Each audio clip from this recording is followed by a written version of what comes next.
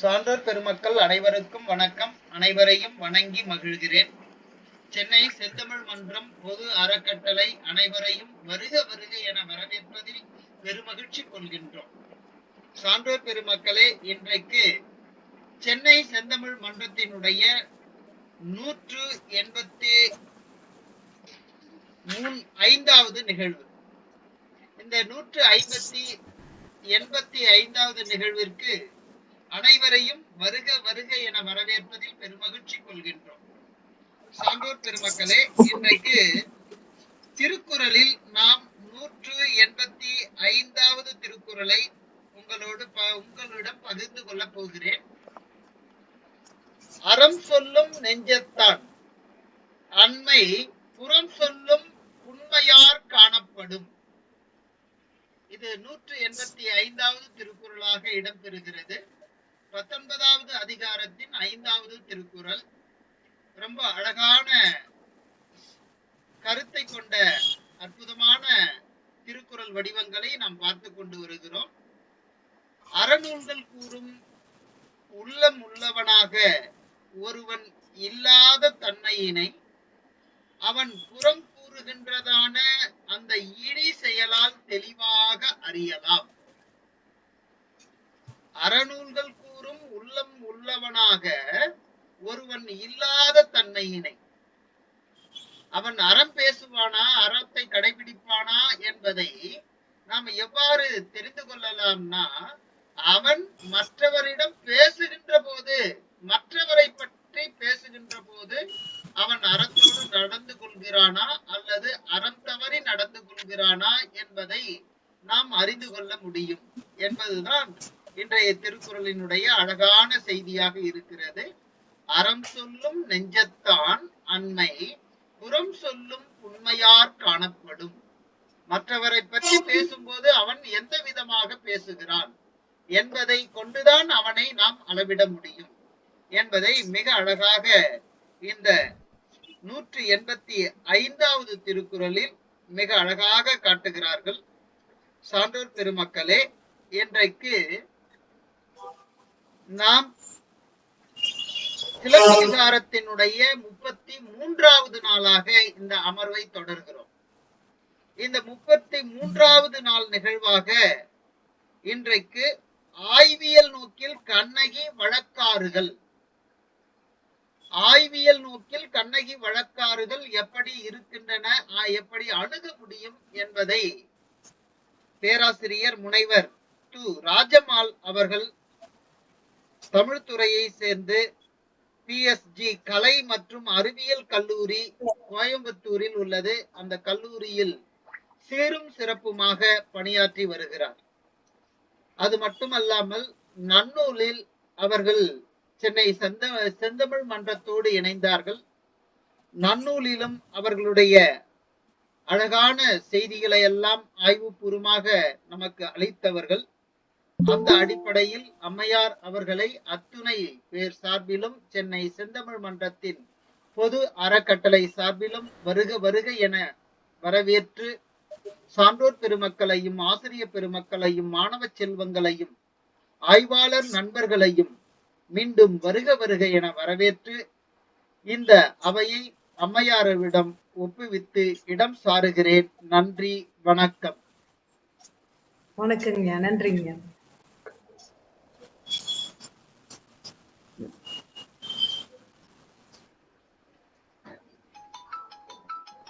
இருந்தமிழே உன்னால் இருந்தேன், இமையோர் பெருந்தமிழ்தம் என்றேனும் வேண்டேன்.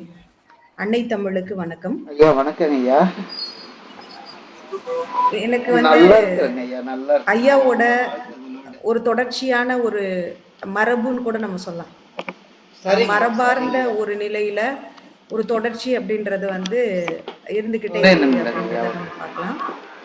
அவங்க கிட்ட நன்னூலுக்கு வந்து நான் பேசினேன். அதுக்கு பின்னாடி 17 கீழ்கணக்கு நூல்கள் பற்றி பேசும்போதும் ஐயா அவர்கள் வந்து நீங்க பேசுறீங்களாமா அப்படின்னு சொல்லி கேட்டாங்க. ஒவ்வொருத்தரையும் அணுகக்கூடிய விதம் அப்படின்றது ஐயா கிட்ட ஒரு செம்மாந்த ஒரு நிலையை வந்து பார்க்க முடியுது. அப்பயும் நான் அவங்க கிட்ட சரிங்க ஐயா நான் பேசுறேன் அப்படின்னு சொல்லி சொன்னேன். அப்புறம் சிலப்பதிகாரம் இது மாதிரி நடக்க போகுது அப்படின்னு சொல்லிட்டு அவங்க கேட்டிருந்தாங்க. அப்ப சிலப்பதிகாரத்துல எந்த இயல் பேசுறீங்க அப்படின்னு சொல்லி கேட்டாங்க. அ நான் அதுக்கு அவங்க கிட்ட நான் சொன்னேன், ஒரு பொது நிலையான தலைப்புல வந்து பேசுவதாக ஒப்புக்கொண்டேன்.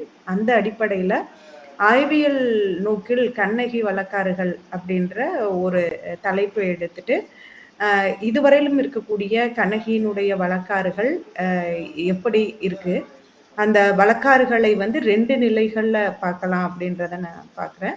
ஒண்ணு வந்து என்ன அப்படின்னா, நாட்டார் வழக்காட்சியல் அப்படின்ற ஒரு நிலையிலும், இன்னொன்னு அது பணுவலாக மாறும்போது, அல்லது பணுவல்ல இருந்து வழக்காறுகளாக மாற்றம் பெறக்கூடிய ஒரு சூழல்ல, இந்த கண்ணகி அப்படின்ற ஒரு ஒற்றை தொன்மம், அ ஒரு கதாபாத்திரம், அ எப்படி வந்து ஒரு நகர்வினை வந்து அ அ காலந்தோறும் மாற்றிக்கொண்டே இருக்கு. ஏன்னா, நீங்க திறனாய்வுல நம்ம பார்க்கும்போது அவங்க சொல்லுவாங்க, இத வந்து நான் 2 நிலைகள்ல வந்து அணுகக்கூடியவராக இருக்கேன். ஒண்ணு வந்து ஏன்னா நான் ஆய்வியல் நோக்கு அப்படின்றதுனால, மெத்தடாலஜி படி சமூகவியல் நோக்குலயும், உளவியல் நோக்குலயும் அ இத அணுகலாம் அப்படின்றது என்னுடைய ஒரு கருத்தாக்கமாக இருக்கு. இத பல்வேறு கோணங்கள்ல நம்ம ஆராயலாம். ஆனா, இன்னைக்கு நான் எடுத்துக்கிட்ட இந்த பேச்சுக்கு இது துணை நிற்கக்கூடியதாக இருக்கும் அப்படின்றத நம்ம பார்க்க முடியுது. எல்லா வகையான திறனாய்வு முறைகளையும் இங்கு ஒப்பு நோக்கக்கூடிய ஒரு சூழல் வந்து இருக்கும் அப்படின்றத நம்ம பார்க்கலாம். ஒரு பணுவலை நாம எப்படி வாசிக்கிறது, ஒரு வழக்காறுகளை நாம் எப்படி புரிந்து கொள்வது அப்படின்றத என்னுடைய பேச்சின் மூலமாக உங்களுடன் பகிர்ந்து கொள்வதற்கு நான் முயற்சிக்கிறேன் அப்படின்றத நான் சொல்றேன். இப்ப வந்து நம்ம முதல்ல பார்க்கும்போது என்ன அப்படின்னு சொன்னா, கண்ணகி அப்படின்ற ஒரு ஒற்றை தொன்மம் பற்றி நம்ம பார்க்கலாம். இந்த தொன்ம திறனாய்வும் ரொம்ப முக்கியமானதாக இருக்கும். இதுல இந்த கண்ணகி அப்படின்றத நம்ம எப்படி பார்க்கலாம்? கண்ணகி என்பவள் ஒரு ஏன்னா குடிமக்கள் காப்பியம் என்று சிலப்பதிகாரம் வைப்பதற்கான காரணமே வந்து, அவங்க வந்து சாதாரண ஒரு வணிக குலத்தை சார்ந்தவர்களாக இருந்தாலும், அவங்க சாதாரண குடிமக்களாகவே வாழ்ந்திருக்கக்கூடியவர்களாக இருக்காங்க அப்படின்றத நம்ம பார்க்கலாம். சாதாரண குடிமக்கள்னு நான் சொல்ற கருத்தாடலினுடைய பொருள் என்ன அப்படின்னா, செல்வந்தர்களாக இல்லை என்ற அர்த்தம் கிடையாது. குடிமக்களாக வாழ்ந்திருக்காங்க அப்படின்ற ஒரு பொருண்மையில வந்து கையாளக்கூடியவனாக இருக்கேன். அப்ப ஒரு பணுவல்ல அந்த கண்ணகி குறித்ததான ஒரு கருத்தாடல்கள் வந்து எப்படி பார்க்கப்படக்கூடியதாக இருக்கு அப்படின்றத நம்ம பார்க்கறதுக்கு முன்னாடி, எப்பயுமே வந்து ஒரு பணுவல் உருவாவதற்கு முன்பு நமக்கு வாய்மொழி வழியிலான கதையாடல்கள் வந்து உருவாகுகின்றன அப்படின்றத நம்ம வந்து உற்று நோக்கக்கூடியவர்களாக இருக்கோம். நம்ம எப்பயுமே வந்து ஒரு காப்பியம் சிலப்பதிகாரமாக இருக்கட்டும், அல்லது ஒரு பக்தி இலக்கியமாக இருக்கட்டும், அல்லது 14 கீழ்க்கணக்கு நூல்களாக இருக்கட்டும், எந்த நூல்களை எடுத்தாலுமே நம்ம அந்த நூலுக்கான ஒரு முன் ஆதாரமாக அல்லது ஒரு ஆணிவேராக நம் தொல்காப்பியம், அப்புறம் வந்து நீங்க பார்த்தீங்கன்னாக்கும் சிலப்பதிகாரத்தை எடுத்து பேசிட்டு தான் நம்ம அடுத்து வந்து என்ன செய்வோம் அப்படின்னு சொல்லி சொன்னா, அடுத்த கட்ட பிரைமரி டெக்ஸ்ட் அப்படின்னு சொல்லக்கூடிய நம்ம பேசக்கூடிய அந்த ஒரு கருத்தமைவு சார்ந்திருக்கக்கூடிய அந்த பணுவலை நோக்கி நாம் இடம்பெயரக்கூடியவர்களாக இருக்கோம் அப்படின்றத நம்ம பார்க்கலாம். இப்ப அந்த வகையில நம்ம தொல்காப்பியம் சார்ந்து நம்ம பார்க்கும்போது, தொல்காப்பியர் செய்யுளியல்ல அந்த செய்யுளினுடைய அமைப்பு முறைகள் பத்தி பேசும்போது, அவர் தொன்மம் பற்றி பேசுவார். தொன்மைதானே உரையோடு புணர்ந்த யாப்பின் மேற்றே அப்படின்னு சொல்லி சொல்லுவார். ஒரு தொன்மை அப்படின்றது தொன்மம் அல்ல, அவர் தொன்மைன்னு பேசியிருப்பார். தொன்மை அப்படின்னா என்னன்னா பழமை. பழமையான ஒரு செய்யுள் அல்லது பழமையான ஒரு கருத்தாடல் அப்படின்றது உரையோடு புணர்ந்த யாப்பின் மேற்றே அப்படின்னு சொல்லுவார். அது உரையோடு ஒன்று கலந்திருக்கக்கூடிய ஒரு செய்யுளினால் உருவாக்கப்பட்டு இருக்கிறது. நம்ம இப்ப சொல்லுவோம் இல்லையா, சிலப்பதிகாரத்தை கூட வந்து அது வந்து ஒரு உரையோடு செய்யுளோடு உரை கலந்திருக்கக்கூடிய ஒரு காப்பியமாக பார்க்கப்படக்கூடிய ஒன்றா அப்படின்னு பார்ப்போம் இல்லையா? அதை தான் வந்து அவர் வந்து பதிவு செய்திருக்கக்கூடியவராக இருக்காரு அப்படின்றத நம்ம பார்க்க முடியுது. அதுக்கடுத்து நீங்க அடுத்த கட்டத்துக்கு வந்தீங்க அப்படின்னா, இந்த கண்ணகி அப்படின்ற பெயர் புனைந்திருக்கக்கூடிய ஒரு பெண்மகள். அந்த பெண்மகளை பற்றி நம்ம வேற எங்க தெரிஞ்சுக்கலாம் அப்படின்னு சொன்னா, இப்ப நீங்க சங்க இலக்கியத்திற்கு வரும்போது, சங்க இலக்கியத்துல வந்து செங்குட்டுவனை பற்றிய குறிப்புகளை வந்து நம் பதிற்றுப்பத்தில் வந்து பார்க்கக்கூடியவர்களாக இருக்கின்றோம். அதே மாதிரி நீங்க பாத்தீங்கன்னாக்க கண்ணகி பற்றிய குறிப்புகள் வந்து நம்ம எங்க பார்க்க முடியும் அப்படின்னா, அம்மா ஒரு தொன்மைதானே ஒரே எடுக்கல இருந்த பழமை மேற்றேமா, யாப்பின் மேற்றே கிடையாது. பழமை மேற்றையா? மன்னிச்சுக்கோங்க, பழமை மேற்று. அப்ப வந்து என்னன்னா பழமை அப்படின்றது நமக்கு வந்து என்னவாக இருக்கு அப்படின்னு சொன்னா, ஒரு தொன்மையான ஒரு மரபு ரீதியாக கட்டமைக்கப்பட்டு இருக்கக்கூடிய ஒன்றை தான் வந்து சொல்றாங்க. இப்ப என்னை சரிப்படுத்தினதுக்கு ஐயா அவர்களுக்கு நன்றி.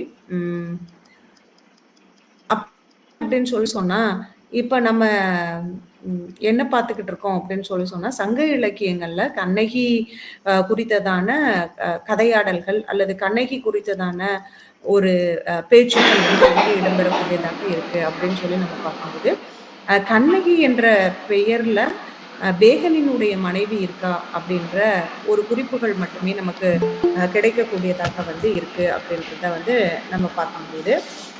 இப்ப நம்ம அப்படி பார்க்கும்போது என்ன சொல்றாங்க அப்படின்னு சொல்லி சொன்னா, அந்த கண்ணகி குறித்ததான அல்லது வந்து பேகனினுடைய மனைவி கண்ணகி குறித்ததான அந்த ஒரு தொன்மம் இருக்கு இல்லைங்களா?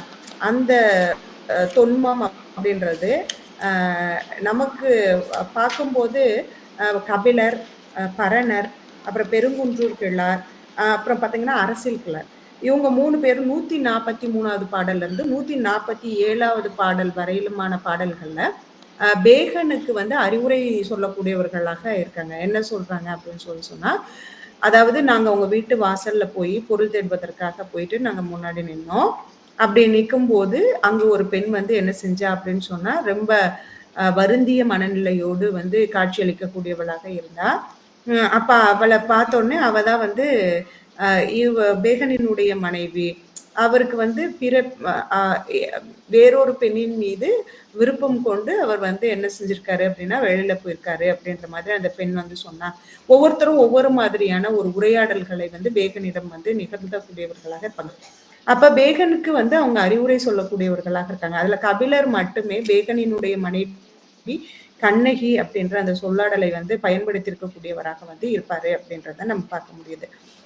அதுக்கடுத்து நீங்க பாத்தீங்கன்னாக்கும் இந்த ஒரு முளை இழந்து திருமா உண்ணி அப்படின்ற ஒரு கான்செப்ட் வந்து நீங்க நற்றிணை பாடல்கள்ல வந்து பார்க்கலாம். இதுல உரைக்காரர்கள் வந்து திருமா உண்ணி அப்படின்றதுக்கு வந்து கண்ணகி அப்படின்னு சொல்லிட்டு பொருள் கொடுத்திருக்கக்கூடியவர்களாக இருக்காங்க.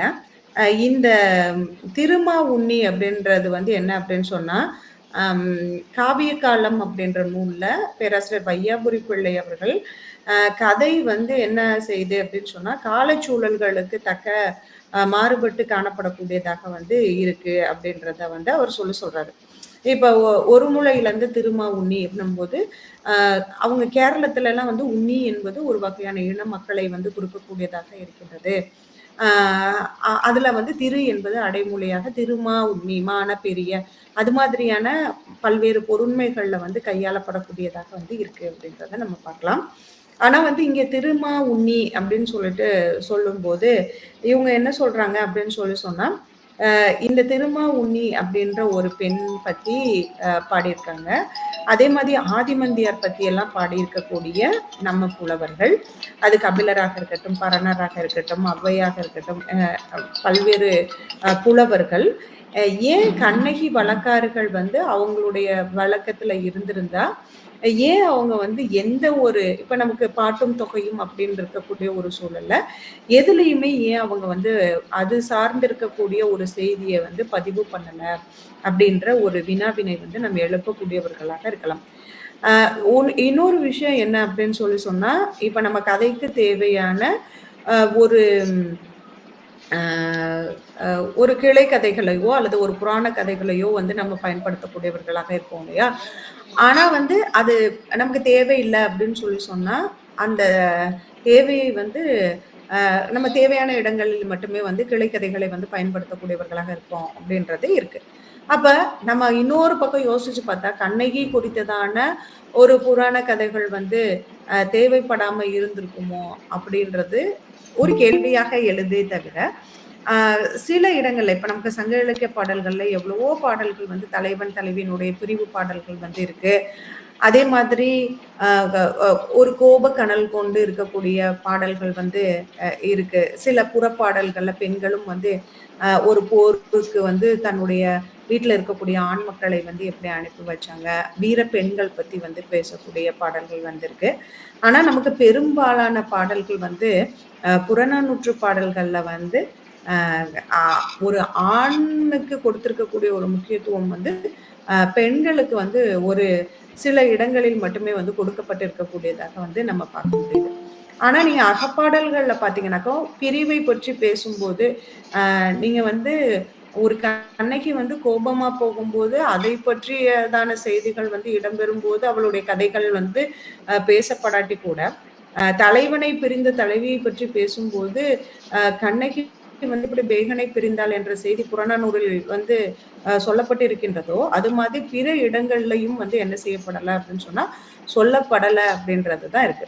அப்ப நம்ம ஒரு யோசிச்சு பார்த்தோம் அப்படின்னு சொன்னா கண்டிப்பா வழக்காறுகள்ல இருக்கிறத நம்ம வந்து என்ன செய்வோம் அப்படின்னு சொல்லி சொன்னா கண்டிப்பா படைப்புகள்ல வந்து ஏதோ நம்ம வாய்மொழி வழியாக அல்லது செவி வழியாக கேட்டிருக்கக்கூடிய செய்திகளை கண்டிப்பா ஒரு படைப்பாளன் என்பவன் படைப்பில் வந்து அதை பயன்படுத்தக்கூடியவனாக இருப்பான் அப்படின்றத வந்து நம்ம பார்க்கிறோம். அப்படி பயன்படுத்தக்கூடியவனாக இருக்கக்கூடியவன் ஏன் சிலப்பதிகாரத்துல வந்து பயன்படுத்தல? அப்ப நமக்கே ஒரு டவுட் இருக்கு. அப்ப இந்த கண்ணகி குறித்ததான ஒரு நாட்டார் வழக்காட்சியல் சார்ந்து இருக்கக்கூடிய ஒரு கதையாடல்கள் சிலப்பதிகார காலகட்டத்திற்கு முன்னாடி வாய்மொழியாக வழங்கி வந்திருக்கக்கூடியதாக இருக்கின்றதா அப்படின்ற ஒரு கருத்தியலை வந்து நம்ம முன்வைக்கக்கூடியவர்களாக வந்து இருக்க வேண்டும் அப்படின்றது இருக்கு.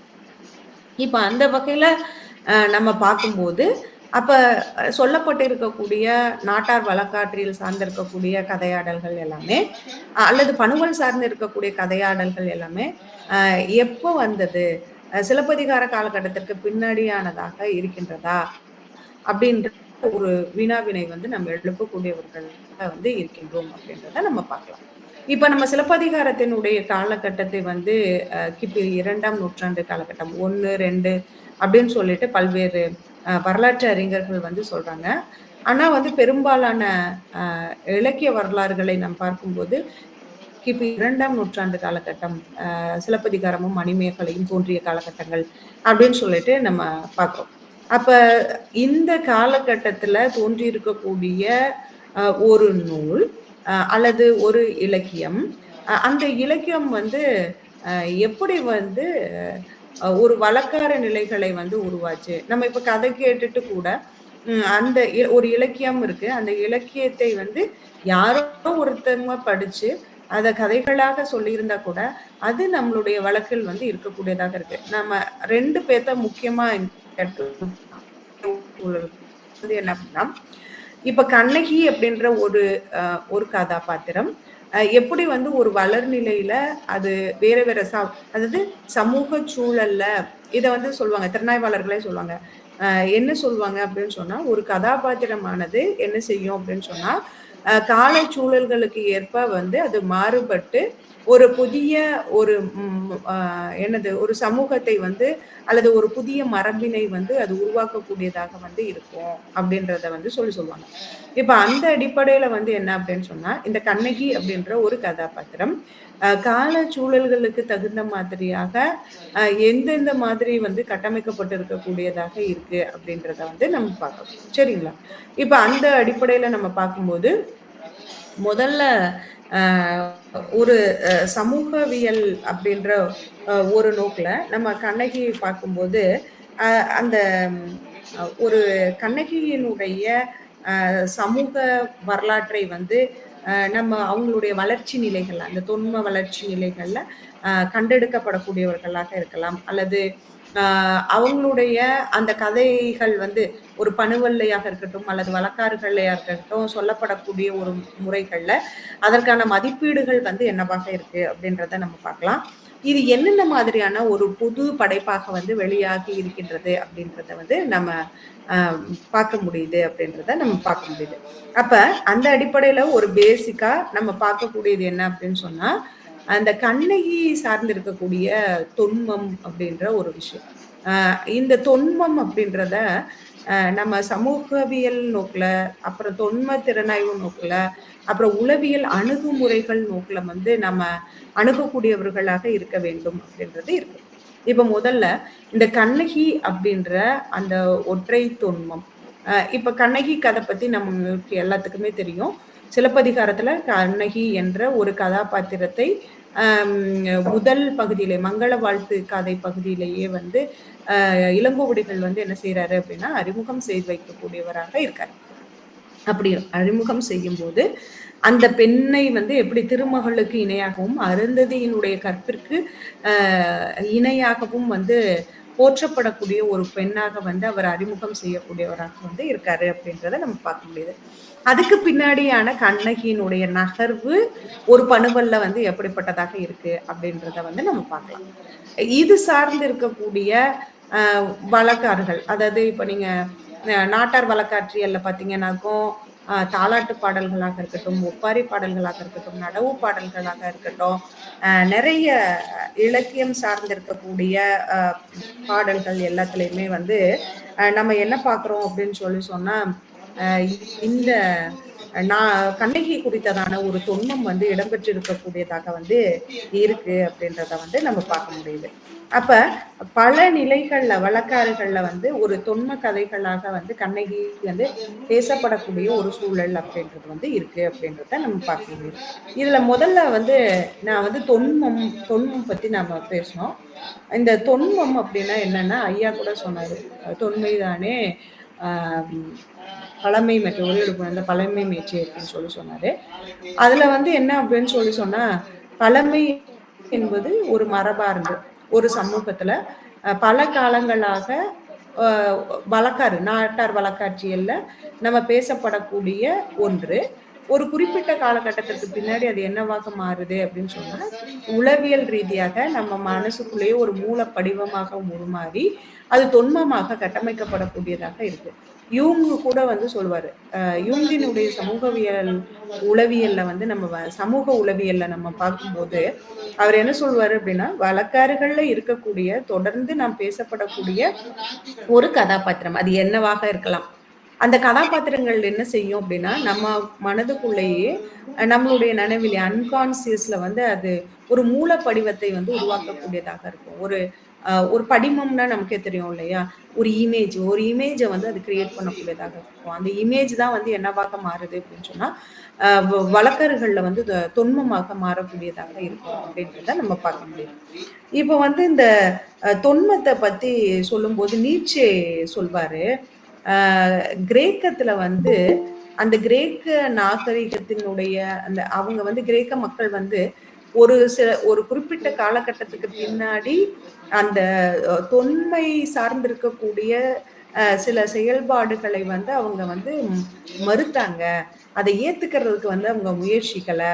அதனாலதான் வந்து கிரேக்கத்தினுடைய ஒரு இலக்கிய வளர்ச்சி அல்லது வளமை வந்து குன்றுவதற்கு அது ஒரு காரணமாக அமைந்தது அப்படின்றத அவரு பதிவிடுறாரு.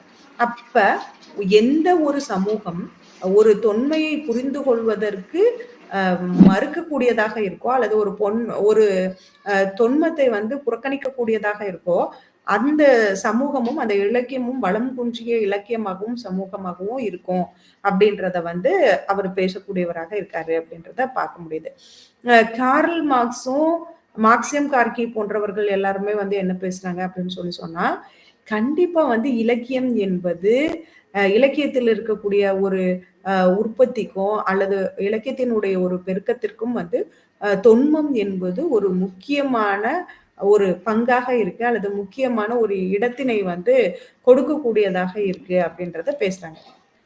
நான் ஏன் இவங்கள சுட்டி காட்டினேன் அப்படின்னு சொன்னா, நிறைய பேர் என்ன சொல்லுவாங்க அப்படின்னு சொன்னா, நாம் சொல்லக்கூடிய திறனாய்வாளர்கள் அல்லது அறிஞர்களை சொல்லும்போது இவர்களை எல்லாம் வந்து பழமை பேசுபவர்களாக அப்படிலாம் சொல்றாங்க இல்லையா? அதனால ஒரு சமூகவியல் சார்ந்திருக்கக்கூடிய ஒரு ஆய்வாளர்கள் வந்து என்ன செய்றாங்க அப்படின்னு சொன்னா, இதை வந்து மறுக்கக்கூடியவர்களாக இல்லாம, அத கண்டிப்பா வந்து ஒரு இலக்கியத்தினுடைய வல்லமைக்கு அதை நாம் வந்து எடுத்துட்டு போகணும் அப்படின்னு பேசக்கூடியவர்களாக இருக்காங்க அப்படின்றத பார்க்கலாம். அதுக்கடுத்து சிவத்தம்பி, பேராசிரியர் சிவத்தம்பி பேசும்போது அவர் என்ன சொல்றாரு அப்படின்னா, அத ஒரு பௌகர்ணிய அடிப்படையில வந்து நம்ம உணரக்கூடியவர்களாக இருக்கணும். அத வந்து நமக்கும் அதுக்கும் ஒரு தொடர்பே இல்ல அப்படின்னு சொல்லிட்டு நம்ம விட்டுட்டு போக முடியாது அப்படின்னு சொல்றாரு.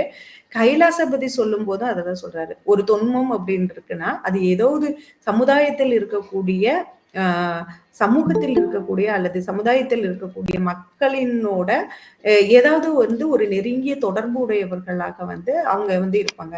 ஏதாவது காரண காரியம் இருக்கும். ஒரு நம்ம தொன்மத்தை வந்து பயன்படுத்துறோம் அப்படின்னா, அது ஏதாவது ஒரு காரண காரியத்தோடு வந்து பயன்படுத்தக்கூடியவர்களாக வந்து இருப்பாங்க அப்படின்றத தான் பாக்குறாங்க.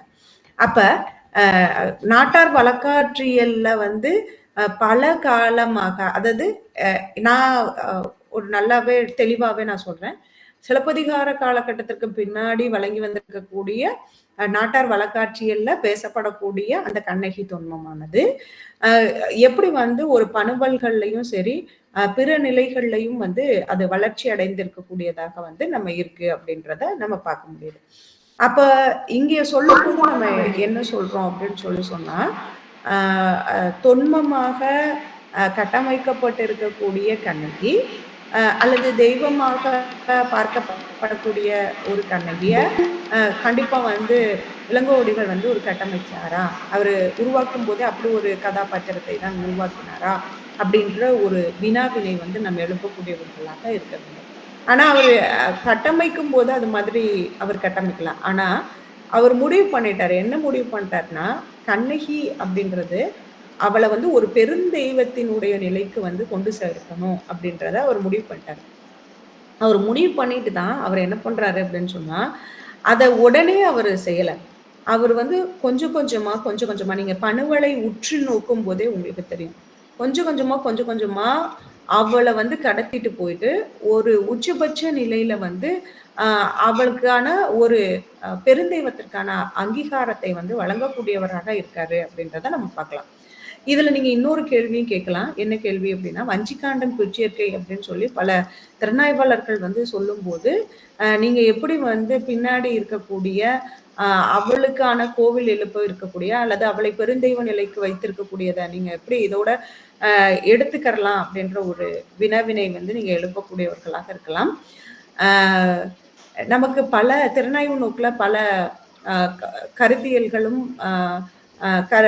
ஒவ்வொருத்தருக்குமான ஒரு சிந்தனை மரபுகளும் இருந்தா கூட இப்போதைக்கு நம்ம எடுத்திருக்கக்கூடிய பிரைமரி வந்து என்ன அப்படின்னு சொன்னா சிலப்பதிகாரம் முழுவதும் அப்படின்ற ஒரு நிலையில நம்ம இப்படி பார்க்கக்கூடிய ஒரு சூழல் அப்படின்றது வந்து இருக்கு அப்படின்றத நம்ம பார்க்கலாம். இதுல வந்து என்ன அப்படின்னா கண்ணகி தொன்மம் அப்படின்றது வந்து ஒரு தொன்மமா கட்டமைக்கப்படுறதுக்கு முன்னாடி அது ஒரு பலமரபு கதைகளாக இருந்து போக்ல அது பலமரபு கதைகளாகத்தான் கண்டிப்பா இருந்திருக்கும்.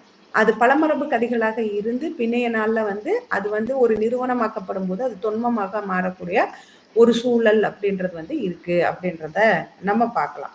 அப்ப வந்து என்ன அப்படின்னு சொன்னா இப்ப கண்ணகி குறித்ததான அந்த தொன்மம் அப்படின்னு சொல்லிட்டு நம்ம பேசும்போது பேராசிரியர் தமிழண்ணல் அவர்கள் சொல்லும்போது சொல்வாரு, தமிழ்நாட்டுல வந்து என்ன அப்படின்னு சொன்னா எத்தனையோ தொன்ம கதைகள் வந்து இருந்திருக்குது.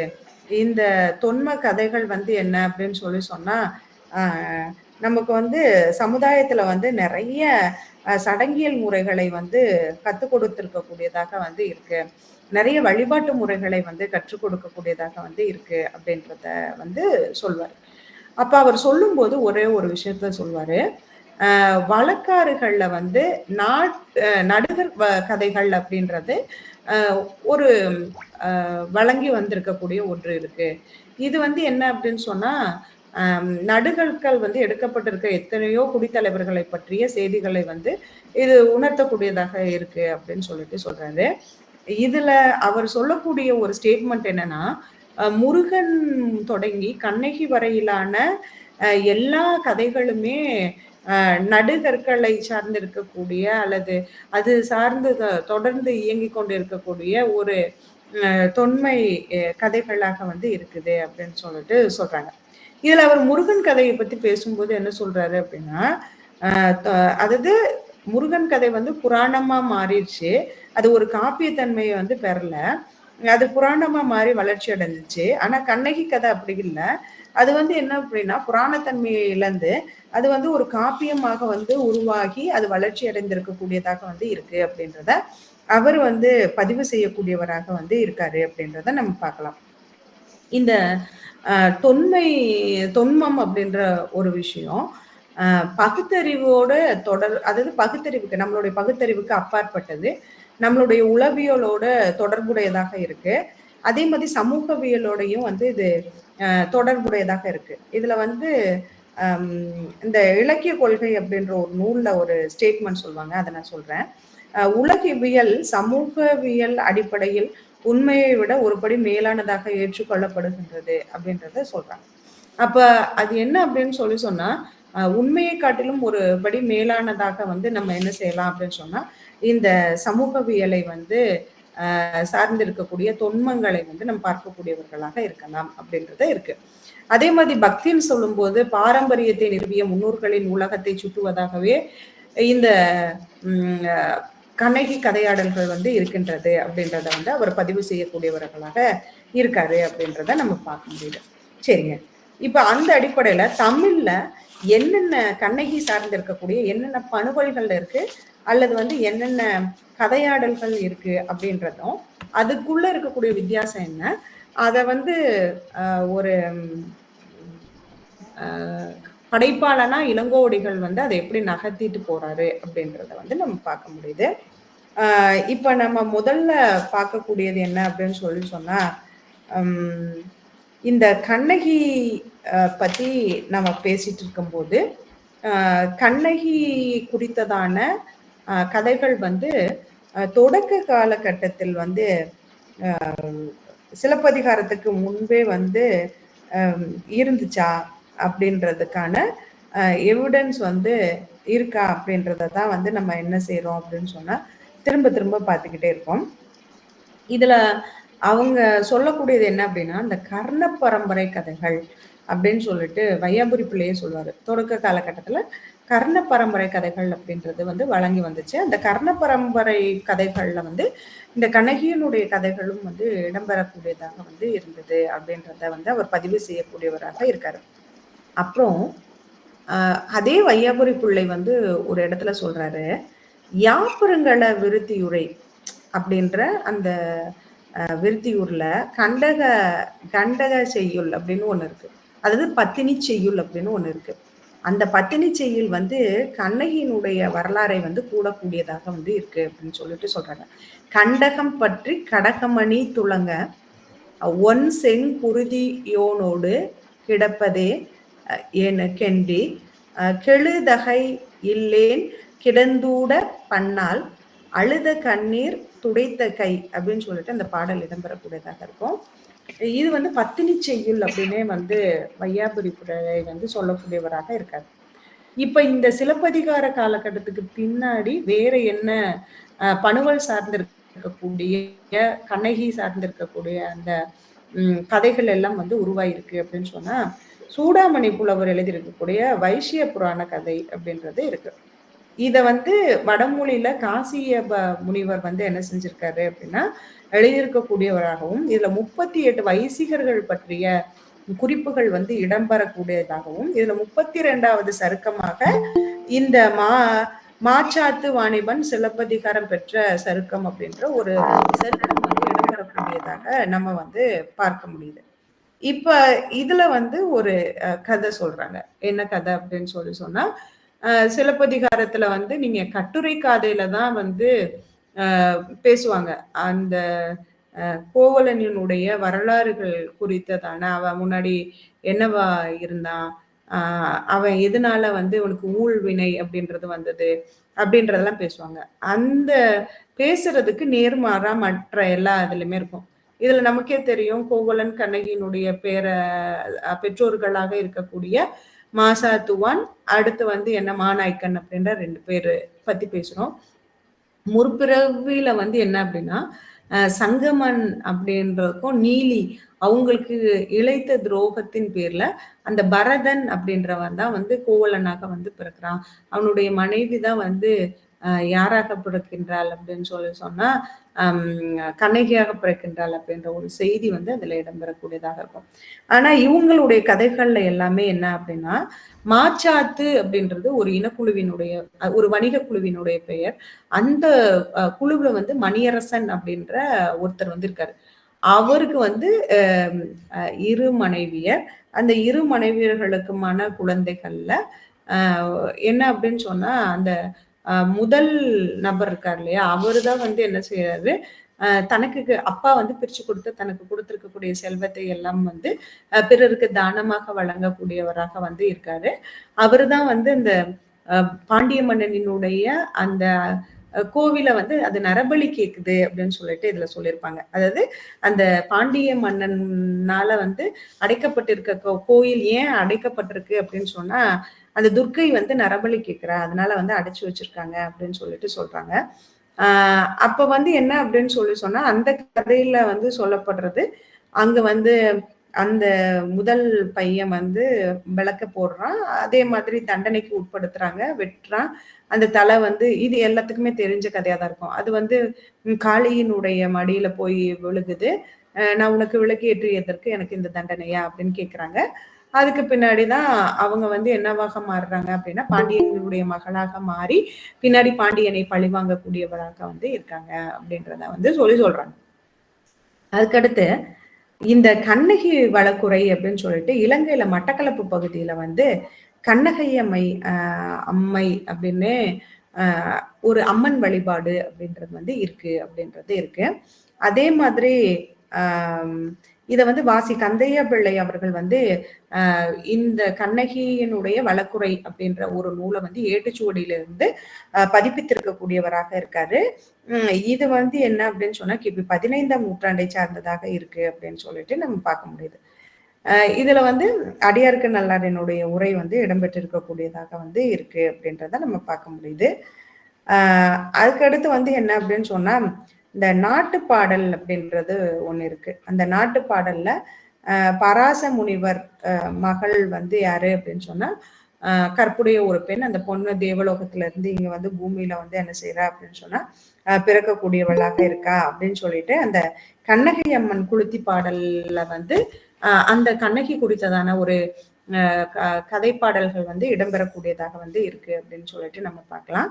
அதுக்கடுத்து இலங்கை பகுதியில யாழ்ப்பாண பகுதியில வந்து கோவலனார் கதை அப்படின்ற ஒன்று வந்து இருக்கு. அப்புறம் சிலப்பதிகாரம் குறித்ததான ஆய்வடங்களை பேராசிரியர் காசிராஜன் அவர்கள் வந்து என்ன செய்யறாரு அப்படின்னு சொன்னா எழுதி வெளியிட்டு இருக்கக்கூடியவராக வந்து இருக்காரு அப்படின்னு சொல்லிட்டு சொல்றாங்க. இப்ப வந்து இதுல என்ன அப்படின்னா நான் 2 விஷயம் தான் சொல்லியிருக்கேன். ஒண்ணு வந்து என்ன அப்படின்னா வைசிய புராணம் பத்தி நான் பேசினேன் தொடக்கத்துல. 2வது வந்து இலங்கை பகுதியில குறிப்பாக யாழ்ப்பாண பகுதியிலையும் மட்டக்களப்பு பகுதியிலையும் இருக்கக்கூடிய கண்ணகிய வந்து அவங்க எப்படி தெய்வமாக வைத்து வழிபடக்கூடியவர்களாக இருக்காங்க, அந்த கண்ணகி தொன்மத்தை அவங்க எப்படி வந்து கடவுளர்களாக பாக்குறாங்க அப்படின்ற ஒரு செய்தியை வந்து நான் இப்போ உங்களுக்கு வந்து சொன்னேன். அதுக்கடுத்து வந்து நம்ம பார்க்கும்போது என்ன அப்படின்னு சொன்னா நிறைய தமிழ்நாடு கேரளம் சார்ந்து இருக்கக்கூடிய நிறைய வாய்மொழி கதைகள் வந்து இடம்பெறக்கூடியதாக வந்து இருந்துச்சு அப்படின்னு சொல்லிட்டு நம்ம பார்க்கலாம். இதுல என்ன அப்படின்னு சொன்னாங்க பெக் அப்படின்ற ஒருத்தர் இவர் வந்து என்ன அப்படின்னு சொன்னா வெளிநாடுகளிலிருந்து இங்க வந்து என்ன செய்யறாரு அப்படின்னு சொன்னா கனடா நாட்டுக்காரு. இங்க இருக்கக்கூடிய மனித இனங்கள் சார்ந்தும் சமூக இனம் சார்ந்தும் வந்து ஆராய்ச்சி செய்தவர் E.F. பெக் அப்படின்றவரு. இவர் வந்து என்ன அப்படின்னு சொன்னா சிலப்பதிகாரத்தில் இருக்கக்கூடிய பல்வேறு வடிவங்களை குறித்து வந்து அவர் ஆய்வுகளை வந்து செய்யக்கூடியவர்களாக இருந்தார். அப்ப வந்து என்ன அப்படின்னு சொன்னா, இந்த கோவை மாநகரத்துல இருக்கக்கூடிய ஓலப்பாளையம் அப்படின்ற ஒரு இடத்துல ராமசாமி அப்படின்றவர்கிட்ட இந்த கோவலன் கதைய வந்து ஒரு 8 மணி நேரமா தான் அவங்க என்ன செஞ்சிருக்காங்க அப்படின்னு சொன்னா, பதிவு செய்திருக்கக்கூடியவர்களாக வந்து இருக்காங்க அப்படின்றத நம்ம பார்க்க முடியுது. இது வந்து ஒரு மேலைய நாட்டுக்காரவங்க இங்க வா வாய்மொழி வழக்காறுகள்ல இருக்கக்கூடிய ஒரு பதிவுகள் குறித்ததான செய்திய வந்து நம்ம பார்க்க முடியுது. அதுக்கடுத்து கேரளத்துல வந்து நிறைய கதைகள் வந்து வெவ்வேறு சூழல்கள்ல வந்து வழங்கப்படக்கூடியதாக இருக்கு. ஒண்ணு வந்து என்ன அப்படின்னா, கண்ணகி நான் ஒரு ரொம்ப நிறைய கதைகள் இருக்கு. அதுல நான் ரொம்ப சுருக்கமா சொல்றேன். வட மலையாளத்துல வந்து விஷாரிக்கா அப்படின்ற கதையோடு இந்த கண்ணகி வந்து என்ன செய்றாங்க அப்படின்னு சொன்னா தொடர்பு படுத்தக்கூடியவர்களாக வந்து இருக்காங்க அப்படின்னு சொல்லிட்டு சொல்றாங்க. அங்க ஒரு மந்திர பாடல் அப்படின்னு ஒண்ணு இருக்கு. அந்த பி.எல். சாமி சொல்லும்போது சொல்வாரு. அந்த மந்திர பாடல் பத்தி வந்து அந்த அவங்களுக்கு வந்து தமிழே தெரியாது. ஆனா அந்த மந்திர பாடல் வந்து தமிழ்ல தான் இடம்பெறக்கூடியதாக இருக்கு.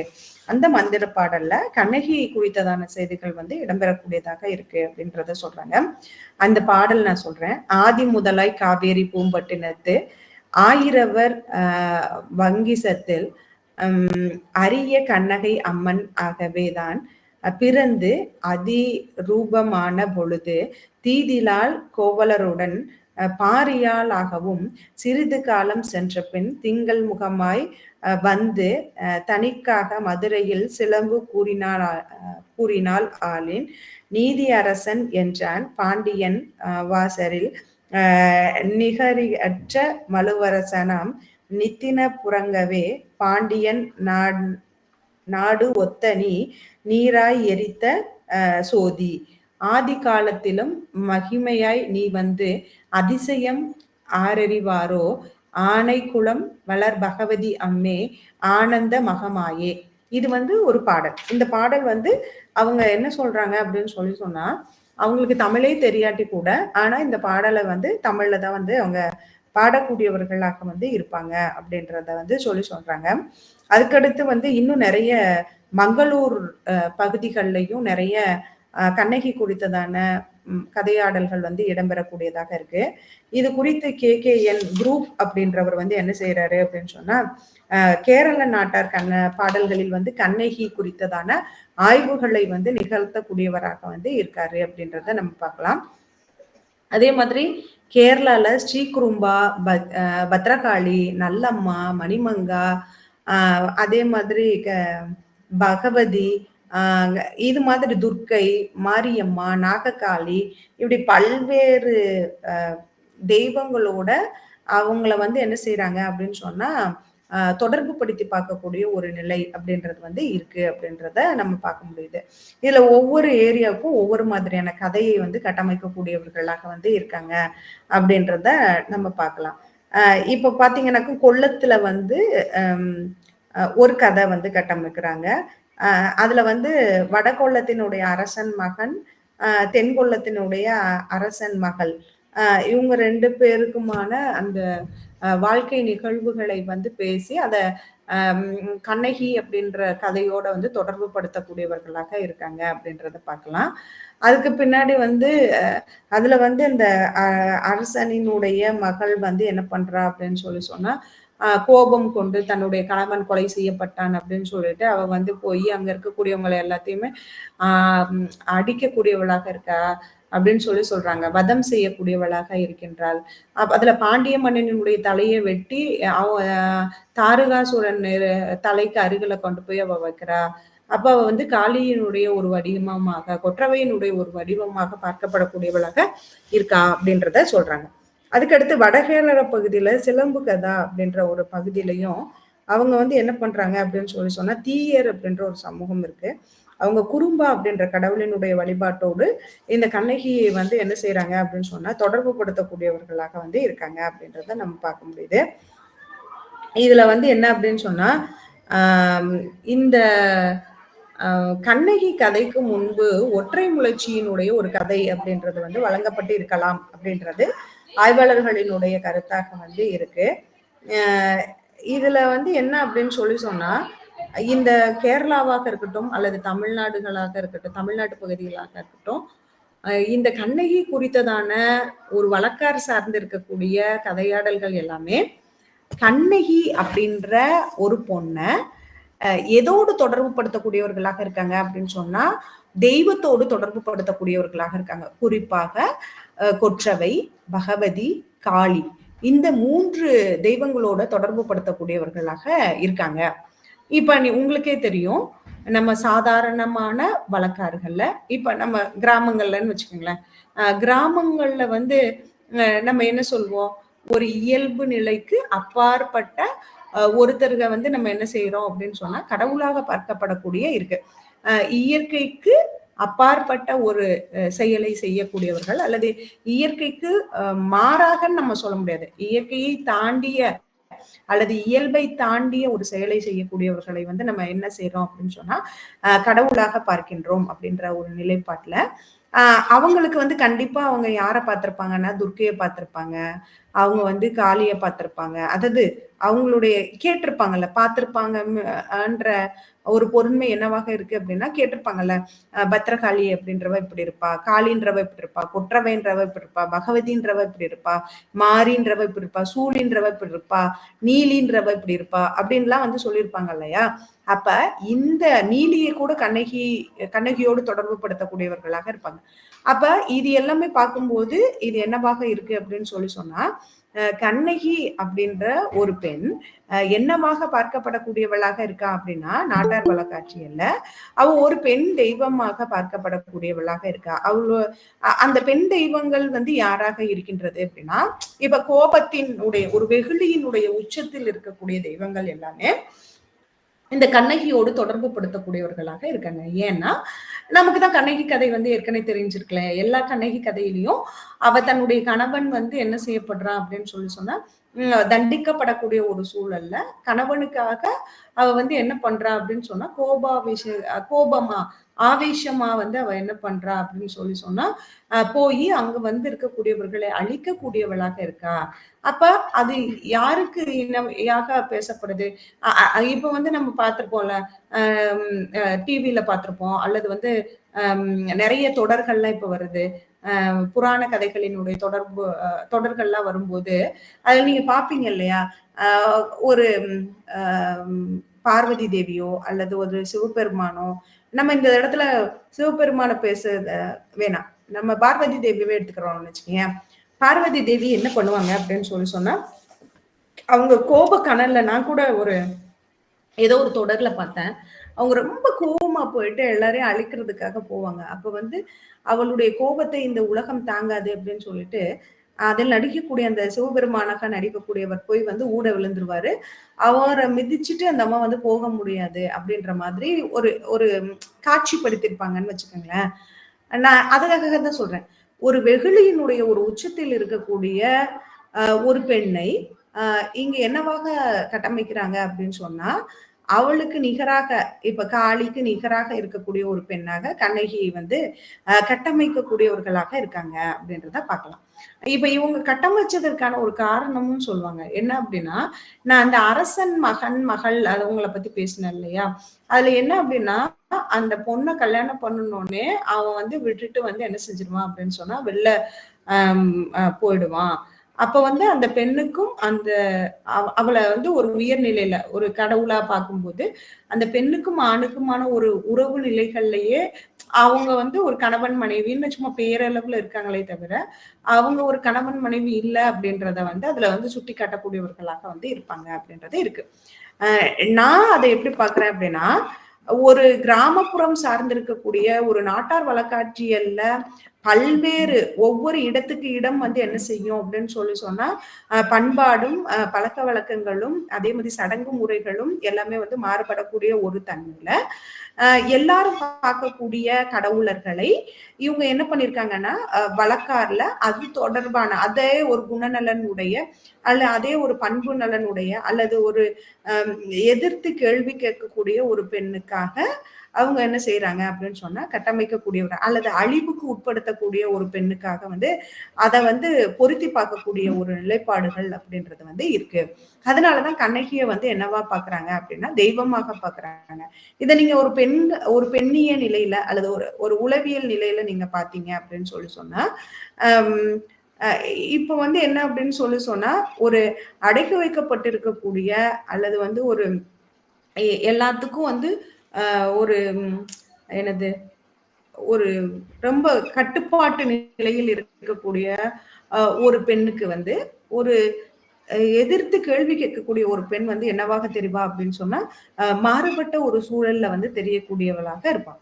அப்ப அப்படிப்பட்ட ஒரு சூழல்ல நீங்க வந்து ஒரு சமுதாய வெளிகள்ல இது எப்பெல்லாம் வழங்கப்பட்டுச்சோ அந்த சமுதாய வெளிகள்ல இருந்திருக்கக்கூடிய பெண்களுக்கு இவ வந்து என்னவா காட்சி அளிச்சிருக்கா அப்படின்னு சொன்னா கடவுளாக காட்சி அளித்திருக்கா, அல்லது அந்த சமூகத்திற்கும் அந்த சமூகம் சார்ந்திருக்கக்கூடிய பெண்கள் ஆண்கள் எல்லாத்துக்குமே அவளை வந்து பார்க்கும்போது அவ வந்து கடவுளாக தெரிஞ்சிருக்கா.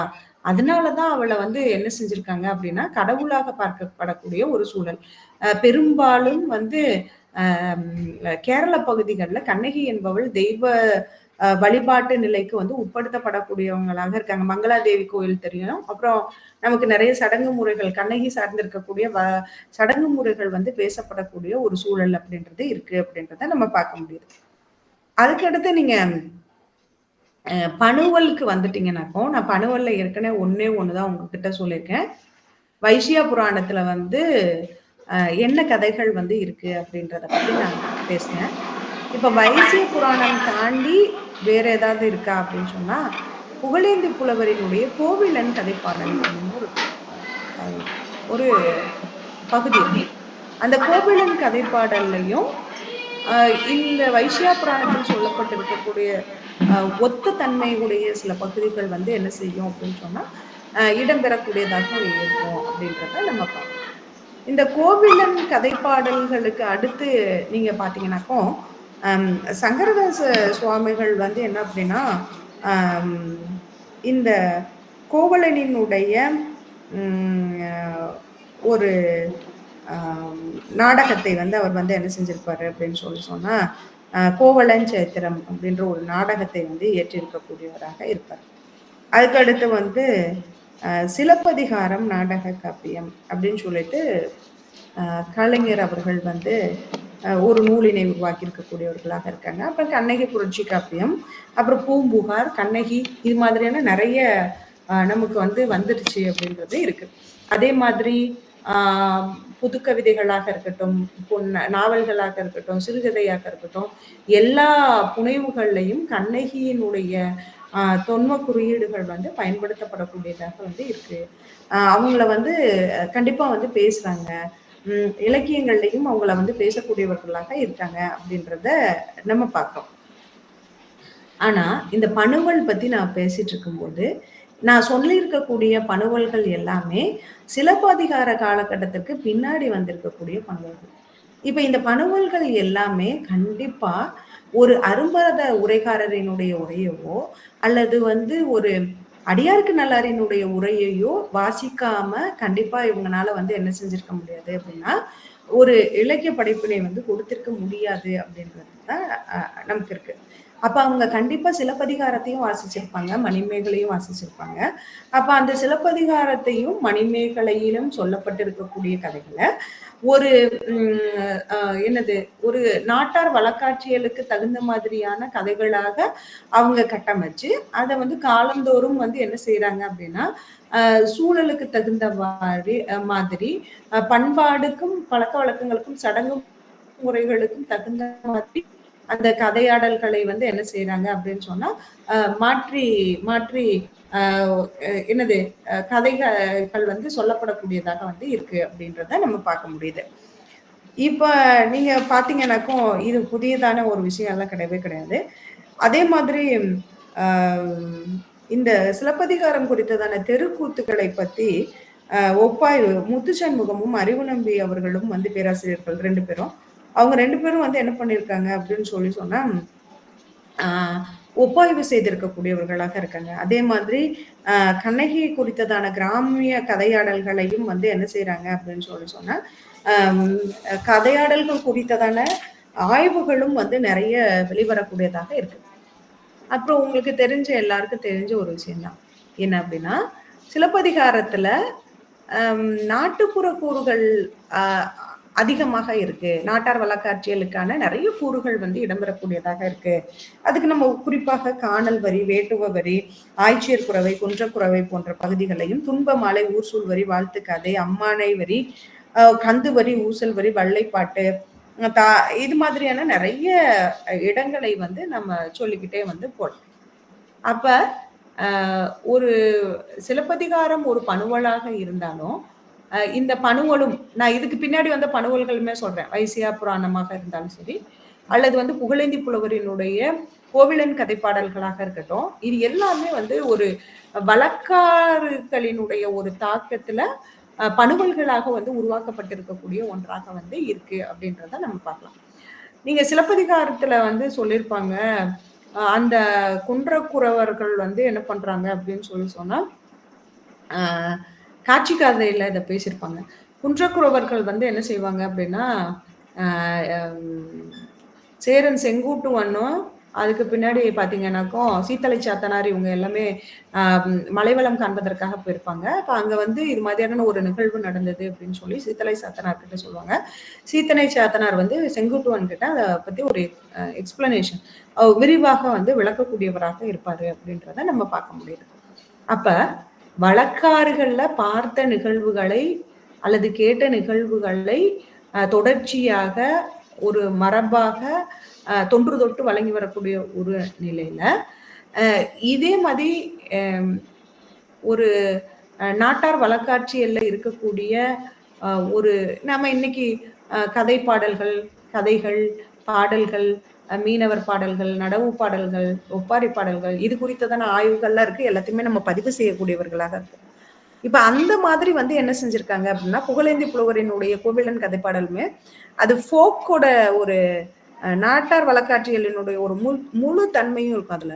ஆனா நம்ம அதை டெக்ஸ்டா வந்து என்ன செஞ்சிருக்கோம், ஒரு பணுவல்களாக உருமாற்றி வைத்திருக்கக்கூடியவர்களாக இருக்கும். அப்ப நீங்க சிலப்பதிகாரத்தை பார்க்கக்கூடிய அந்த பணுவலினுடைய முறைக்கும் இதுக்குமே நிறைய வேறுபாடுகள் இருக்கும். அப்ப இங்கு கட்டமைக்கக்கூடிய கண்ணகி அப்படின்ற கதாபாத்திரத்துக்கும் அது ரெண்டுலையும் கட்டமைக்கக்கூடிய கண்ணகி அப்படின்ற கதாபாத்திரத்துக்கும் நிறைய வேறுபாடுகள் இருக்கு அப்படின்றதான் நான் இப்ப பேச வரேன். இப்ப அது ரெண்டுலையுமே கண்ணகி அப்படின்ற கதாபாத்திரம் வந்து பழி வாங்குவதற்காக பாண்டிய மன்னனினுடைய மகளாக பிறந்தாள். ஒண்ணுல வந்து என்ன சொல்லுவாங்கன்னா அவ காலில சிலம்போட பிறந்தான்னு சொல்லுவாங்க. இன்னொன்னுல வந்து அவ காலில சிலம்போடையும் கழுத்துல மாலையோடையும் காதின் வழியாக பிறந்ததுனால அவளுக்கு கர்ணகை அப்படின்னு சொல்லி பெயர் வச்சாங்க. ஏன்னா கோவிலன் கர்ணகை அப்படின்னு தான் சொல்லுவாங்க. மாதகி அப்படின்னு சொல்லுவாங்க இல்லையா? அப்படின்னு பேசப்படக்கூடிய ஒன்று வந்து இருக்கு. ஆனா நீங்க சிலப்பதிகாரத்துல பாத்தீங்கன்னாக்கோ அவருக்கு ரொம்ப மிக நுட்பமாக ஒரு பணுவலை நாம் வாசிக்கும் போது அவர் தொடக்க காலகட்டத்துல எதனால கண்ணகி வந்து எல்லாரும் புகழ்ந்து பாராட்டக்கூடியவர்களாக இருக்காங்க அப்படின்னா அவ மாசாத்துவானினுடைய மருமகளாக இருக்கின்றாள் என்றோ அல்லது மாநாயக்கனினுடைய மகளாக இருக்கின்றாள் என்றோ அவளை வந்து புகழவே இல்லை. அவளை எதுக்காக புகழ்றாங்க அப்படின்னு சொன்னா அவளினுடைய பண்பு நலன்களை சொல்லி அவளை வந்து புகழ்றாங்க. என்ன அப்படின்னா திருமகளை ஒத்தவளாக காணப்படக்கூடிய அது தோற்றத்துல கூட இருக்கலாம். அதுக்கு பின்னாடி ஒரு வார்த்தை சொல்லுவாங்க, அருந்ததி என்ன கற்பினால், அதாவது சப்த கன்னியர்கள் அந்த நம்ம சொல்றோம்ல சப்த ரிஷிகளினுடைய மனைவியர்ல அருந்ததி அப்படின்ற ஒரு பெண் கற்பிற்கு வந்து ஒரு அடையாளமாக ஒரு தொன்மமாக பேசப்படக்கூடிய ஒரு பெண்.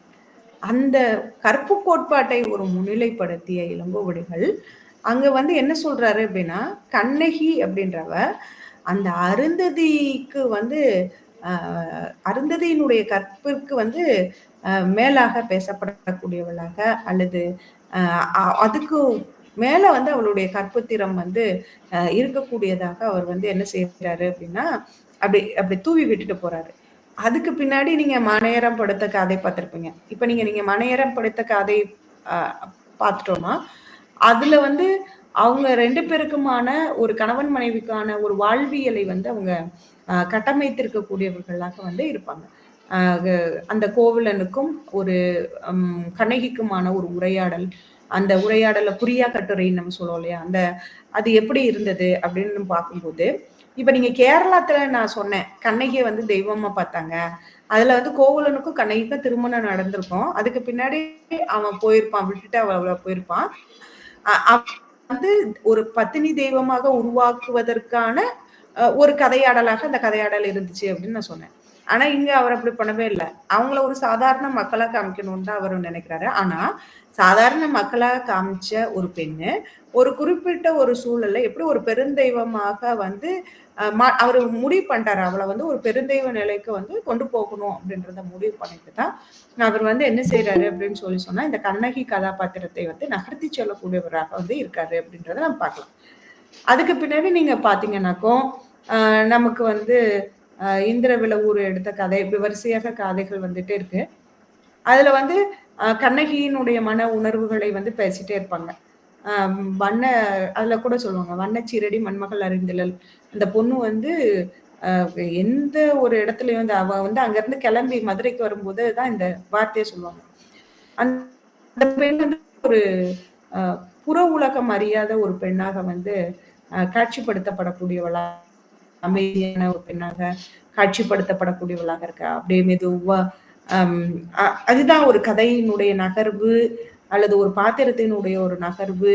அந்த பாத்திரத்த வந்து எடுத்தோமா, முடித்தோமா அப்படின்னு இல்லாம, ஒரு வளர்ச்சி நிலைய வந்து நம்ம பார்த்துட்டே போவோம். இப்ப இங்க வந்து தன்ன நீங்க இந்திரவிழவூர் எடுத்த கதை பார்த்தீங்கன்னாக்கும், அதுல வந்து மாதவியினுடைய நடனத்தை கண்டு அந்த 1008 கலஞ்சு பொண்ண வாங்கிட்டு, அப்புறம் மாதவி பின்னாடியே போகக்கூடிய கோவலன். அதுக்கு பின்னாடி நம்ம வேணிர் காதை, கானல் வரி இப்படி எல்லாம் பட்டு, கானல் வரியில வந்து ஒரு பிரிவு ஏற்படும்போது, யாருக்கு யாருக்கும் பிரிவு ஏற்படுது அப்படின்னு சொன்னா, ஐயா இன்னும் கொஞ்ச நேரத்துல முடிச்சிடுறேங்க. ஒரு 5 நிமிஷத்துல. இந்த கோவலனுக்கும், கண்ணகிக்கும் இடையே வந்து ஒரு பிரிவு ஏற்படும்போது, அங்க தான் வந்து என்ன அப்படின்னு சொன்னா, அவன் அடுத்து கனாத்திரம் உரைத்த கதை அப்படின்ற அந்த பகுதிக்கு நம்ம போறோம் இல்லையா? அப்பயுமே பேசியிருப்பாங்க. அ அதுல வந்து தேவந்தி வந்து சொல்லுவா கண்ணகி கிட்ட. "நீ வந்து உன்னுடைய கணவனோடு நீங்க வந்து ஒண்ணு சேரணும்" அப்படின்னு சொன்னா, அந்த சோமகுண்டம், சூரியகுண்டம் அதுல வந்து மூழ்கி எழுந்து வரணும் அப்படிலாம் சொல்லுவாங்க. அப்ப அந்த பெண் வந்து என்னுடைய கணவனை அன்றி பிறரை தொழாள் அப்படின்ற மாதிரி சொல்லுவாங்க. அப்ப அந்த ஒரு நிலைப்பாடு அப்படிங்கிறது வேறையா இருக்கு. அந்த பெண்ணுடைய இப்ப முதல்ல இருந்து அவளுடைய வளர்ச்சிய பார்த்துட்டே வந்தீங்கன்னாக்கும், கலாத்திரம் உருத்த கதையில வேற மாதிரி இருக்கும். சரி, அதுக்கு பின்னாடி அவங்க 2 பேரும் வந்து அவங்க இந்த ஆ சோழ நாட்டை விட்டு அவங்க மதுரை நோக்கி பயணம்போது அவங்களுக்கான அந்த உரையாடல்கள், அவங்க கவுந்தியடிகளோட போகும்போது அவங்களுக்கான பேச்சுகள், அதுவும் வந்து வேற மாதிரியான ஒரு பரிணாம வளர்ச்சியை வந்து இளங்கோவடிகள் வந்து கட்டமைத்து கொண்டு போயிட்டு இருக்கக்கூடியவராக இருப்பாரு. நீங்க முழுக்க முழுக்க வந்து இந்த வேட்டுவ வரி நீங்க பார்த்தீங்கன்னாக்கும், அந்த கொங்கர் செல்வி, குடமலையாட்டி, அந்த சாலினி மேல வந்து தெய்வம் ஏறி இவளை பற்றி சொல்லும்போது, இந்த பெண் வந்து அடுத்த ஒரு கட்ட பரிணாம வளர்ச்சியில, அவ எப்படி ஒரு பெருந்தெய்வ நிலைக்கு கடத்தப்படுகின்றாள் அப்படின்றத வந்து நம்ம பார்க்க முடியுது. அதுக்கு பின்னாடி இது வந்து இங்கேயே வந்து நடந்துருச்சு. ஆனா, அதுக்கு பின்னாடியும் அவங்க வந்து என்னன்னா, மதுரை மாநகரம் போறாங்க. அங்க அடைக்கலப்படுத்துறாங்க. அப்புறம் அவன் இறக்கப்படுறான். அதுக்கு பின்னாடி அவ வந்து வர்றா, நீதி கேட்கிறா. மன்னன் இறந்து போறான். அதுக்கு பின்னாடி அந்த மாநகரை வந்து அவ வந்து என்ன செய்றா அப்படின்னு சொன்னா, எரிக்கக்கூடியவளாக இருக்கா அப்படின்ற ஒரு சூழல்ல, அது இன்னொரு கட்டத்தினுடைய ஒரு நிலையாக வந்து பார்க்கப்படக்கூடியதாக இருக்கு. அவளுடைய வளர்ச்சி அப்படின்றது, அவ முதல்ல வந்து மன்னனிடம் வந்து நீதி கேட்கும் போதே அவளுடைய ஒரு பரிணாம வளர்ச்சி வேற ஒரு நிலையை வந்து எட்டக்கூடியதாக இருக்கு. அதுக்கடுத்து நீங்க பாத்தீங்கன்னாக்கா அவ அந்த மதுரை மாநகரத்தை எரிக்கிறான்னு சொல்லும்போது, எரிக்கிறான்றத நிறைய இடங்கள்ல எரிக்கிறா அப்படின்ற அந்த வார்த்தையை பயன்படுத்தக்கூடாதுன்னு நான் நினைப்பேன். ஏன்னா மதுரை மாநகரத்தின் வளங்களை வந்து அவ அழித்தாலே தவிர மதுரை மாநகரத்தை வந்து அவ அழிக்கல அப்படின்றது இருக்கு. வளங்கள் தான் வந்து அங்க என்ன செய்யுது அப்படின்னா, ஏன்னா உங்களுக்கே தெரியும். அவ தன்னுடைய மார்பை திருகி எறிந்தாள் அப்படின்னு சொல்லும்போது, அங்கு பெண்ணினுடைய மார்பு என்பது ஒரு வளமையினுடைய குறியீடு. அப்ப ஒரு வளமையை கொண்டு இன்னொரு வளமையை வந்து அழித்தல் அப்படின்றது ஒண்ணு இருக்கு. இப்ப அந்த சூழல்ல அவங்களுடைய வளமை அப்படின்றது அழியப்படக்கூடியதாக வந்து இருக்கு அப்படின்றத பார்க்கலாம். இப்ப அங்க இருந்து ஒரு தைரியத்தோட அந்த பொண்ணு வந்து சேர நாட்டை நோக்கி பயணப்படக்கூடியவளாக இருக்கா. அந்த சேர நாட்டுல வந்து அவ தனித்து இருக்கா. அதுக்கு பின்னாடி தன்னுடைய கணவன் வர்றான். அதோட அவ வந்து தேவலோகம் வந்து சேரக்கூடியவளாக இருக்கா. அப்ப இந்த கதை வந்து குன்றக்குறவர்களால் கேட்கப்படும் போது, அப்ப அந்த பெண்ணை வந்து நீங்க செங்குட்டுவனை பற்றி, சேரன் செங்குட்டுவனை பற்றி நம்ம பேசும்போது, பாண்டியனுக்கும் சேரன் செங்குட்டுவனுக்குமே இடையே வந்து பிரச்சனை இருந்தது அப்படின்றதவே வந்து நம்ம புறநானூர்ல வந்து பேசுவோம். அது சேரன் செங்குட்டுவன் தானா அப்படின்ற ஒரு வினாவை வந்து எழக்கூடியதாக இருக்கும். இப்ப அந்த சூழல்ல வந்து என்ன அப்படின்னா, நிறைய உங்களுக்கு நிறைய கேப் எல்லாம் இருக்கு. பதிற்றுப்பத்தினுடைய காலகட்டம் அப்படின்றத நம்ம பார்க்கும்போதும், புறநானூறினுடைய பாடல்களினுடைய காலகட்டங்கள் அப்படின்னு நம்ம பார்க்கும்போது, ஏன்னா ஒவ்வொன்றும் ஒரு சூழலுக்கு பாடப்பட்டிருக்கக்கூடியவனான ஒரு நிலையில வந்து நிலைப்பாடுகளோடு வந்து இருக்கும் அப்படின்றது இருக்கு. அப்ப இது வந்து ஒரு விதமான ஒரு நிகழ்வாக நீங்க எடுத்துக்கலாம். அல்லது ஒரு அரசியல் உருவாக்கமாக, அல்லது அவளை வந்து ஒரு கேட்பாங்க. அதுல காட்சி கதையில வந்து கேட்பான் சேரன் செங்குட்டுவன் தன்னுடைய மனைவி கிட்ட. தன் கணவன் இறந்த உடனேயே இறந்துபட்ட கோப்பெருந்தேவி வந்து கோப்பெருந்தேவியை வந்து பெருந்தெய்வமாக நம்ம அவளுக்கு வந்து ஒரு அங்கீகாரத்தை கொடுக்கலாமா, அல்லது வந்து கண்ணகிக்கு கொடுக்கலாமான்னு கேட்கும்போது அவ சொல்வா. அவ வந்து தன்னுடைய கணவன் இறந்த உடனே அவ இறந்துடுறா. அதனால அவளுக்கான பேரு வந்து கிடைச்சிருது. ஆனா இந்த பெண்ணுக்கான பேரினை வந்து நான் வழங்க வேண்டும் அப்படின்னு சொல்லிதான் அந்த பெண்ணுக்கு வந்து ஒரு சிலை எடுத்து வடக்கு போய் கல்லை எடுத்துட்டு வந்து அந்த பெண்ணுக்கு வந்து கோவில் எழுப்பி அந்த கோவிலை வந்து அவளை ஒரு பெருந்தெய்வ நிலைக்கு கொண்டு போகக்கூடிய ஒரு சூழல். அப்படி ஒரு பருவல்ல ஒரு கதாபாத்திரத்தை கட்டமைக்கக்கூடிய இளங்கோடிகள் உடனே வந்து அந்த விஷயத்த வந்து அவர் செய்யல. அவரு தொடர்ச்சியாக அதை வந்து அவர் என்ன செய்யறாரு அப்படின்னு சொன்னா செஞ்சுட்டே வர்றாரு. அது ஒரு ஒரு உச்சத்தை தொடுத்து அப்புறம் ஒரு வீழ்ச்சி அடையக்கூடியதாக. ஏன்னா காப்பியத்தினுடைய படைப்புல நீங்க பாத்தீங்கன்னாக்கும் எப்பயும் ஒரு தொடக்கம் இருக்கும். எப்படி சிறுகதை நாவலுக்கு இருக்கோ அதே மாதிரிதான் ஒரு தொடக்கம் இருக்கும். அதுக்கு பின்னாடி எப்படி ஒரு வளர்நிலை இருக்கும், அப்புறம் ஒரு உச்சம் இருக்கும், அப்புறம் ஒரு ஒரு வீழ்ச்சி அப்படின்றது வந்து இடம்பெறக்கூடியதாக. இங்க வீழ்ச்சின்றது கிடையாது, இங்க வந்து ஒரு முடிவு அப்படின்றத நம்ம பார்க்க முடியும். அப்ப கண்ணகி அப்படின்ற ஒரு கதாபாத்திரம் ஒரு காமனா ஒரு பணுவல் நிலை கதாபாத்திரத்தை நாம் அணுகுவதற்கும், வழக்காறுகள்ல அந்த கதாபாத்திரத்தை அணுகுவதற்கும், வழக்காறுகள்ல இருக்கக்கூடிய தொன்மத்துக்கும் பணுவல்ல இருக்கக்கூடிய தொன்மத்திற்குமான ஒரு மாறுபாடு அப்படின்றது கால சூழலுக்கு ஏற்பவும் சமூக சூழல்களுக்கு ஏற்பவும் மாறுபடக்கூடிய ஒரு நிலையில கட்டமைக்கப்பட்டிருக்கக்கூடியதாக நம்ம பார்க்கலாம் அப்படின்ற இந்த கருத்தியலோட என்னுடைய உரையை நிறைவு செஞ்சுக்கிறேன். நன்றி.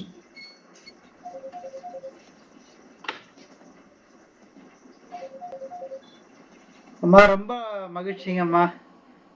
பல்வேறு கோணங்களில் நாட்டார் வழக்காற்றியல் அந்த கூறுகளை எல்லாம் சிலப்பதிகாரத்தோடு பொருத்தி ரொம்ப அழகா உங்களுடைய ஆய்வு சென்று கொண்டிருக்கிறது. நீங்க நாட்டார் வழக்காற்றியல் பத்தி ஆய்வு செஞ்சீங்களாமா? இல்லைங்கய்யா, நான் சங்க இலக்கியத்துல ஆய்வு செஞ்சேன். ரொம்ப மகிழ்ச்சிங்கம்மா, ரொம்ப மகிழ்ச்சி. சான்றோர் பெருமக்களே, வாருங்கள் கலந்துரையாடுவோம்.